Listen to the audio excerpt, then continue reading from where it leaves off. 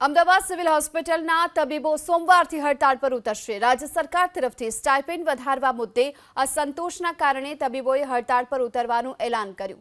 9 જુલાઈના તબીબોની આરોગ્ય મંત્રી ઋષિકેશ પટેલ સાથેની બેઠકમાં 40% વધારાનું આશ્વાસન આપવામાં આવ્યું હતું, જો કે વાસ્તવમાં વધારો માત્ર 20% મળ્યો।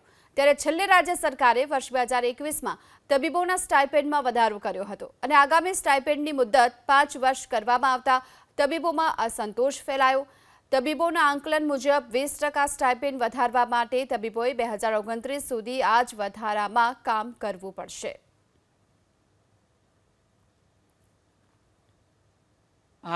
જે આ સ્ટાઇપન્ડ વધારો છે એ સ્ટાઇપન્ડ વધારો દર 3 વર્ષે થતો હોય છે અને આ જે વધારો છે સરકારના જ પરિપત્ર પ્રમાણે 2009થી આ દર 3 વર્ષે 40% જેટલો વધારો થતો જ હોય છે અને 2009 જોયેલો અને લાસ્ટ વધારો 2021ની અંદર થયો હતો અને ત્યારબાદ 2024ની અંદર વધારો થતો હોય છે।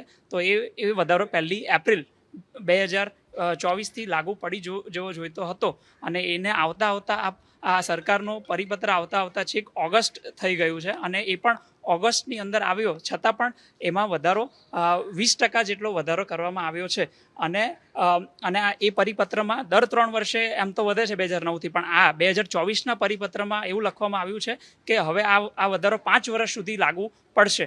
તો અમારો આ જે પર્સન્ટેજ 20% અને જે 5 વર્ષ માટે જે સરકારે મુદત આપી છે એનો અમને બધા રેસિડેન્ટોને અસંતોષ છે અને અમે એમનો કડક શબ્દમાં વિરોધ કરીએ છીએ। તો તબીબોએ હાલ તો સ્ટાઇપેન્ડ વધારવા મુદ્દે અસંતોષ વ્યક્ત કર્યો છે અને કાલથી અમદાવાદ સિવિલના તબીબો હડતાળ પર પણ ઉતરશે।